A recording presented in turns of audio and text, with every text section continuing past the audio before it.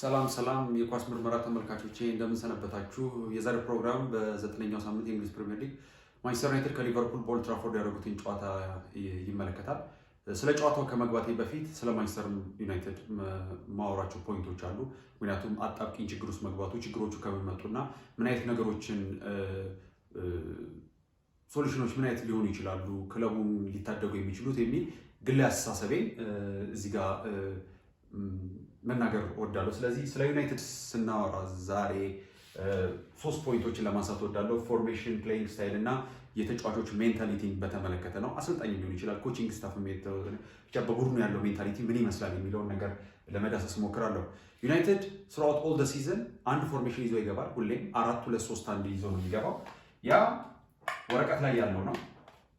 በጨዋታ ተገባበራቸው ላይ ግን የተለየ ነገሮችን አይተንባቸዋል። በቻምፒየንስ ሊግም በፕሪሚየር ሊግም በእያንዳንዱ ኮምፒቲሽን ላይ የሚያደርጉትን አጫወት ምንድነው ብዙ ጊዜ የሚገቡት 2-6 ቁጥር ይዞ ብሩኖ ነው እንደ 10 ቁጥር ተደራቢ አጥቂ የምንለው አታኪ ሚድፊልደር ብለን የምንገልጻቸው ብዙ አይነት ሮሎች አሉ። በዚህ አይነት ፖዚሽን ላይ አንድ ተጫዋች ሲጫወት የብሩኖ ነገር ግን ዊንገሮቹ ወደፊት ይሆናሉ። ብሩኖ እንደ ስትራይከር ነው እየገባ ያለው። በዚህ ጋር ይመጣል ችግሩ የዩናይትድ የምናነሳው እኔ ግን ላይ አስተሳሰቤን የምናገረው ማለት ነው። ዩናይትድ በተደጋጋሚ ሲጫወት 4-2-4 ይዞ ነው የሚገባው። የዩናይትድ 4-2-4 ስንጫወት ምናልባት ቀደም ባለው ቪዲዮ ላይ የለቀኩት አርሰናል ከአስቶን ቪላ ሲያደርግ 4-2-4 ቅርጽ ተጫውቷል። 4-2-4 ደግሞ ወይም ደግሞ 4-2-4 የሚመስል ቅርጽ ይዞ ሊቨርፑል ትናንትና ሲጫወት ያለው ስለ ጨዋታው ስንገባ በረንብ አሳያችኋለሁ። የዩናይትድ 4-2-4 ግን ፕሌይንግ ስታይሉ በተሳሳተ መልክ ምክንያቱም 4-2-4 አንድ ቡድን ሲጫወት 2-6 ቁጥሮች እንደ ቦክስ ቱ ቦክስ ነው የሚያገለግሉት። ይሄ ምንም ጥያቄ የለውም። ምክንያቱም ይሄ ስትራይከር ከሆነ እነኚህ ናቸው ዲሊቨር የሚያደርጉት ኳሱን ማለት ነው። ተከላካዩን ሰፖርት ያደርጋሉ፣ አጥቂዎችንም ሰፖርት ያደርጋሉ። ጥያቄው እውነት የዩናይትድ 6 ቁጥሮች ተብሎ የገቡት ብቃት አላቸው? ለዛ ቦታ ብቁ ናቸው? ለእንደዚህ አይነት ፎርሜሽንስ ለማሰለፍ የሚያመቹ ናቸው ተጫዋቾቹ?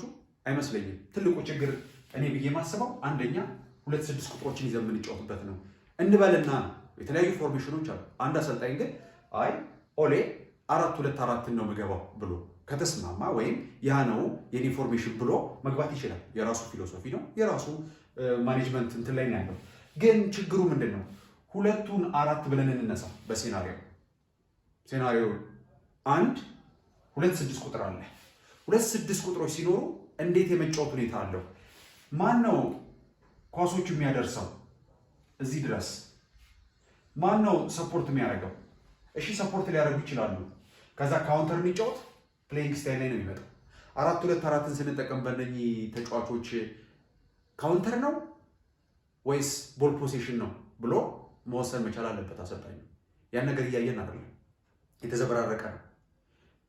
ጨዋታ ከጨዋታ የተዘበራረቀ ፕሌይንግ ስታይል አለው። ስለዚህ ፎርሜሽኑን 4-2-4 ስናደርግ ወረቀት ላይ ብሩኖ እንደ ሊንክ አፕ ፕሌይ ነው ለስትራይከሮቹ፣ ለሚድፊልደሮቹ፣ ለዲፌንስ። ብሩኖ ላይ አይደለም ችግሩ። ለሱ የተሰጠው ሮል ግን ትልቁ ችግር ነው። ምክንያቱም በተደጋጋሚ እዚህ ውስጥ እየገባ ይህን ክፍተት ይፈጥራል። ይሄ እንደዚህ አይነት ትልቅ ጋፕ ለኦፖነንቱ በጣም አመቺ ነው። ዩናይትድን አሰስ አድርጎ ዩናይትድን ለማጥቃትና ጨዋታቸውን ለማፍረስ በጣም ቀላል ነገር ነው። ይሄ የሚያክል ስፔስ በደንብ ማየት ትችላላችሁ። እያንዳንዱ ጨዋታ ላይ ዩናይትድ የሚጫወታቸው ጨዋታዎች ይሄ ትልቅ ክፍተት አለ። ኳሱ እንዴት ነው ዲሊቨር የሚደረገው ነው ትልቁ ጥያቄ። ለምሳሌ አርሰናል እንውሰድላቸው። አርቴታ ለምሳሌ ከዛ ላይ አይቶ ኦሌ አንደርስታንድ ማድረግ ይችላል ብዬ አስባለሁ። ሲጀመር አርሰናል የወሰዳቸው 6 ቁጥሮች ቦክስ ቱ ቦክስ ጠንካሮች፣ ኳስ ኢንተርሰፕት የሚያደርጉ ይጋፋሉ። እነኚህ ነገሮች ናቸው። 2 ሮል ነው ይዞ የሚጫወተው። እንደዚህ ስትጫወቱ እንደ ዲፌንስ ሚድፊልደር፣ እንደ አታኪ ሚድፊልደር። ለዛ ነው ቦክስ ቱ ቦክስ ሴንትራል ሚድፊልደር፣ ኮምፕሊት ሚድፊልደር የምንላቸው ማለት ነው። እና እነኚህ ልጆች ኢንተርሰፕት እያደረጉ ነው፣ እየተጋፉ ነው፣ ኳስ እየመሰረቱ ነው። ይሄ ማንም ላይ ለማንም ግልጽ የሆነ ነገር ነው፣ ያየናቸው ነገሮች ማለት ነው። ስለዚህ ሁለቱ ከሆነ እንበልና ሁለቱ ማጥቃት አይችሉም እንበል። ሁለቱ ወደዚህ ሊንክ አፕ ካላደረጉ ማን መምጣት ያለበት? አንደኛ ኦፕሽን አታኪንግ ሚድፊልደር መምጣት አለበት። ይሄ እነሱን ሰፖርት ለማድረግ ነው። አይችሉም ብለን ካሰብን ማይችሉት ችግር ላይ ማንን አስቀምጠ ያን ነገር ሰፖርት ተደራርገው ቲም አይደለ? ኳስ ማለት የቲም ጌም ነው። ስለዚህ እርስ በርስ እንዴት ነው የሚዋቀሩት? ችግሮቹ እንዴት ነው የሚፈታው? አሁን እዚህ ጋር ተጫዋች እንትናን ያስፈርም አለ ሚኒ ፕሮግራም ባሉ ተጫዋቾች እያንዳንዱንም ቲም አናላይዝ ሳደርግ ባለው ተጫዋች ምን መስራት ይቻላል ነው እንጂ እንትና ቢገባል ሌላ ቶፒክ ነው። ስለዚህ ወደዛ መዝለል አልፈልግም። ስለዚህ ባሉት ተጫዋቾች ካስገባዬ ሰውዬ እነኚህ ልጆች ማጥቃት ነው ችግሩ ከተባለ መመለስ አታላንታን ዩናይትድ 2-0 የተመራ ሰከንድ ሃፍ ላይ 3 ያገባበት ምክንያት ልብ ብላችሁ ካያችሁት ጨዋታው ላይ ቡድኑን ወደኋላ መልሶት ነው። እንደ አታኪንግ ሚድፊልደር ተጠቅሞበታል። ስለዚህ ያን ነገር ማለት ነው። ሌላኛው እንደ ኦፕሽን ቱ ብንወስደው ይሄ እንዳለ ይሁንና ወይም ደግሞ እዚሁ እንደ አጥቂም ይሁን ከፈለገ በጣም ክሎዝ ወደ ፋይናል ሰርድ የምንለው ጆይን አድርግ እንበል። እነኚህ እንግዲህ ይሄ ሁላ ነው ያደረጉት። ይሄ ምንድነው በኳስ ፈርስት ሰርድ ነው አይደል የሚባለው፣ ሚድል ሰርድ ወይም ሰከንድ እና ፋይናል ሰርድ ነው። ይሄ እነኚህ ማለት ነው። ይሄ ደግሞ ፋይናል ነው፣ ሰርድ ፋይናል የምንለው ማለት ነው። ስለዚህ ይሄ እነዚህ ልጆች እሺ መከላከል አይችሉም እዛ ሆኖ ኳስ ያስጥሉ ከተባለ ኦፕሽን ቱ ምን አለን? ፉልባኮቻችንን እዚህ እናመጣለን። ኢንቨርትድ ፉልባክ የምንላቸው ማለት ነው። ይሄ ደግሞ ከጋርዲዮላ አይተነዋል። ደግሞ ጋርዲዮላ ፈርናንዲኞ ለምሳሌ ታክቲካል ከሆኑ አሰልጣኞች ጋር ሲገጥም ከነ ጆዜ ሞሪኒዮ ጋር ከነ ኮንቴ ጋር ሲጫወት ተደጋጋሚ ጨዋታዎችን ስናይ ፈርናንዲኞ ማርክ ሲያደርጉበት ማለትም 6 ቁጥር ነበር የሚጫወተው እንደዚህ ያደረገ 6 ቁጥር ይሄ ማርክ ሲደረግ እነሱ ለመመስረት ስለሚባል እና ትልቁ እኮ ለኳስ ሚድሉን ነው። ሚድሉን ያዘ ተቆጣጠረ የሚባል ቲም ጨዋታውን ዶሚኔት ማድረግ ይችላል። ምክንያቱም መከላከል ይችላሉ፣ ለትራንዚሽን ይጠቅማቸዋል። ማጥቃትም ይችላሉ። ትራንዚሽን ቱ አታክ እና ትራንዚሽን ቱ ዲፌንስ የሚባል ነገር አለ እና ለዛ ነው። ስለዚህ 6 ቁጥር ሲጠቀም ፉልባኮቹ እየመጡ አግዘዋል ወይ? አርሰናል አሳይቶናል።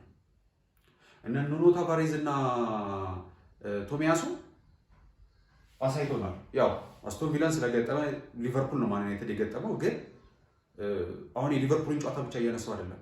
ማንቸስተር ጨዋታ ከጨዋታ ያለበትን ችግሮች ነው እያወጣን ያለ ነው።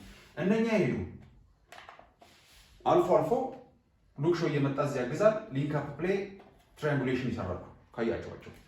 ይሄ ትራያንጉሌሽን ነው፣ ግን በጣም እንትን አለው ግልጽ የሆነ ነው። ዩናይትዶች ጨዋታ ሲጫወቱ ወዴት እንደሚያቀብሉ ፎርስ ነው የሚያደርጉት። ዳይሬክሽናቸው ራሱ ፓስ ሲያደርጉ ያ ችግር አለ። ስለዚህ ይሄ ነገር ላይ ፎርሜሽኑ ላይ ትልቅ ጥያቄ ነው ለኦሌ። ፕሌይንግ ስታይሉ ምንድን ነው? ምን አይነት ፕሌይንግ ስታይል ነው በእንደዚህ አይነት የተጫወተ ያለው? እነ 6 ቁጥር ይዞ እኮ ቼልሲ 2-6 ቁጥር ይዞ ሲጫወት አይተናል። አምናም ካቻምናም። እንዴት ነው ግን ዲሊቨር የሚያደርጉት ኳሱን? ግልጽ አይደለም። ዩናይትድ ላይ እንዴት ነው ወደ አታኪንግ የሚገባው? ትራንዚሽኑ እንዴት ይመስላል? ይሄ ትልቅ ችግር ነው። ሶስተኛ ማነሳው ሜንታሊቲ ናቸው።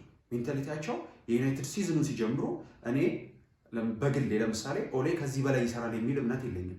ጥሩ ሰርቷል፣ የሆነ ቢውልድ አድርጓል ቲሙ ላይ። ከዚህ የበለጠ ይሄዳል።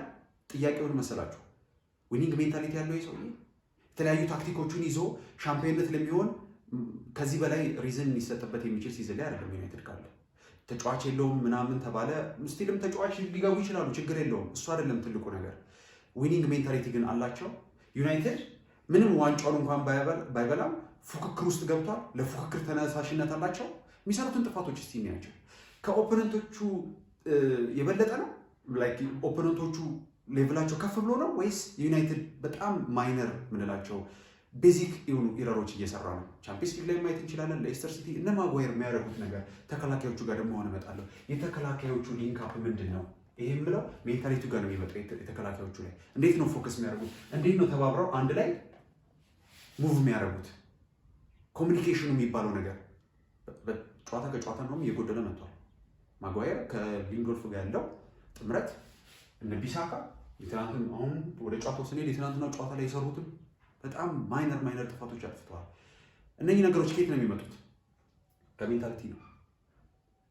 ዝግጁ ናቸው ወይ? ምንድነው ኤማቸው? ጌሙ ላይ ሲገቡ ምን አይነት ጎል ይዘው ነው እየገቡ ያሉት? ይሄን ነገር አሰልጣኙ ተጫዋቾች ላይ ካልቀረጸ አሰልጣኝ አይደለም፣ ስራውን እየሰራ አይደለም ማለት ነው። አንዳንዴ እኮ ፎርሜሽን ልትሳሳት ትችላለህ፣ ፕሌይንግ ስታይል ልትሳሳት ትችላለህ፣ ግን ሜንታሊቲ የሚባለው ነገር ግን ወኔ የሚባለው ነገር ምንም ጨዋታ ብታይም ሞቲቬሽኑ አለ፣ ኳስ ማስጣሉ አለ። አላየንም። እንደውም ትናንትና ዴስቲቪ ላይ ያየሁት እንትን አናሊሲስ ወይም ስታቱ ዩናይትዶች ከፕሪሚየር ሊግ ውስጥ ዝቅተኛ ከሚባለው ደረጃ ላይ ናቸው በኢንተርሰፕሽን። ኢንተርሰፕት አያደርጉም፣ ኳስ የማስጣል ሁኔታ የምንለው ማለት ነው። ያ ነገር ዩናይትድ ላይ በጠቅላላ የለም። እንደውም ከሊቨርፑል ጋር ሲያነጻጽሩት የሊቨርፑል ቲሙ ያለው አቨሬጁ እና ዩናይትድ ትልቁ ሳንቾ ነው እስካሁን ያደረገው ኢንተርሰፕት ያደረገው ኳስ ታክሎች ምናምን ያደረገው ማለት ነው። ኢቨን ዊንገር ሆኖ ማለት ነው። እሱ ላይክ ከሊቨርፑል አቨሬጅ የምንለው በታች ነው። ይህን ነገር ይዘን ነው እንግዲህ እየገባን ያለ ነው። ፕሌይንግ ስታይላችን ምንድን ነው? ካውንተር ነው የምንጫወተው? ኢንተርሰፕሽኑ ፕረስ እናደርግ እንዴት ነው? እነዚህ ሁሉ አልተሰሩም። እነኚህ ነገሮች ናቸው የማንቸስተር ትልቁ ችግር። ስለዚህ ኦሌ ይህን ነገር ይፈታል። ማይፈታ ከሆነ በቅርቡ የመባረር ሁኔታው ግልጽ የሚሆን ይመስላል። ግን ለእኔ ትልቁ ጥያቄ የሁላ ተጫዋች ይዘህ እነኚህ ነገሮችን ዲፋይን ሳታደርግ ጨዋታ ከጨዋታ መግባት ለእኔ ትልቁ የማይገባኝ እንቆቅልሽ ነው። ስለዚህ ይሄን ይመስላል የዩናይትድ ችግሩ ብዙ ነው። ግን ጠቅላላ ስናደርገው ፎርሜሽኑ ምን አይነት ተጫዋቾች ፎርሜሽን ሲሰራ ባለ ተጫዋች ነው? እንዴት ነው እየገባ ያለው ዩናይትድ? ፕሌይንግ ስታይሉ ምን አይነት ነው? ሜንታሊቲያቸው ጨዋታ ከጨዋታ እነኚህ ነገሮችን መፈታት ያለባቸው ነገሮች ናቸው። ለእኔ በግሌ 4-2-4 ማይሆን ፎርሜሽን ነው የማይሆን 2-6 ቁጥርን ቢጠቀም ብዙ ኦፕሽኖች አሉት። ተከላካዮቻቸው ክፍተት ከኖረ ፍራጃይል ናቸው፣ ቮልነረብል ናቸው ተብሎ ከታሰበ ተከላካዮቹ ብዙ አይነት ፎርሜሽን ኦፕሽኖች አሉ። እነሱን እንኳን ለመሞከር ፈቃደኛ አይደለም። በእርግጥ አውቃለሁ ጨዋታ ከጨዋታ ፎርሜሽን መቀየር ተጫዋቾቹ አንድን ፎርሜሽን አዳፕት አድርገው መቀጠል አይችሉም።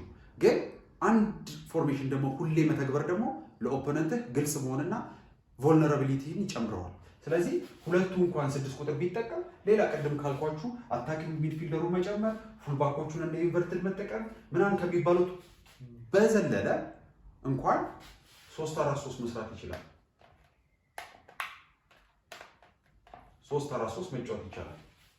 2-6 ቁጥሮችን ይዛል 3-4-3 መጫወት ይቻላል በቀላሉ ማለት። እነዚህ ነገሮችን እየቀያየርክ በአንዳንድ አልፎ አልፎ ጨዋታዎች ላይ እያየ ማን ከማን ጋር ኮምፓተብል ነው ማንም ባስገባ የሚለው ነው እንጂ ሁሌ ተመሳሳይ አይነት ችግር እነኚህ ነገሮች አሁንም ካልተቀረፉ የዩናይትድ ችግር በአሁኑ ሰዓት ላይ በጣም ግልጽ ነው። ለማንም ግልጽ ነው፣ ለማንም ቲም እና ዩናይትድ ላሉት ቀጣይ 6-7 ጌሞች ከባዶች ናቸው እና ይወጣል የሚለው ትልቁ ጥያቄ የሚያስነሳ ፖይንት ነው። ስለዚህ ይህን ነገር ነው የዩናይትድ ችግሮች ብዙ ነገሮች አሉ። ይህን ይመስላል ባጭሩ። ስለዚህ አሁን ደግሞ ወደ ጨዋታው ልውሰዳችሁ፣ ወደ ትናንትናው ጨዋታ ኦልድ ትራፎርድ ላይ የተደረገውን ይህን ችግር እንግዲህ ለማንም ግልጽ ነው አይደለም። ክሎፕን የሚያክል ትልቅ አሰልጣኝ እሱ ምን ይዞ ገባ? እሱ ምንድን ያደረገው? ይሄን ችግራቸውን እንዴት ነው ኤክስፕሎይት አድርጌ መጠቀም የሚለውን በሁለተኛው ፓርቲ ላይ እገልጸዋለሁ። አመሰግናለሁ።